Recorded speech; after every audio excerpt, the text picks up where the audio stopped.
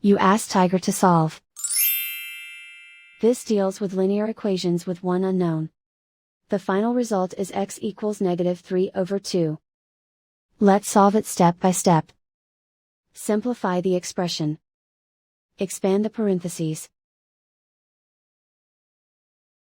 Simplify the arithmetic.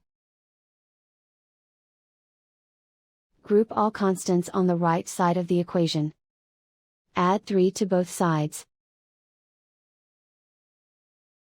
Simplify the arithmetic.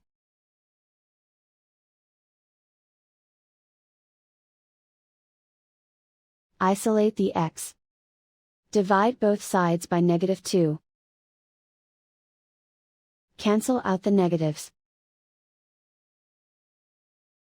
Simplify the fraction. Move the negative sign from the denominator to the numerator. And so the final result is x equals -3/2.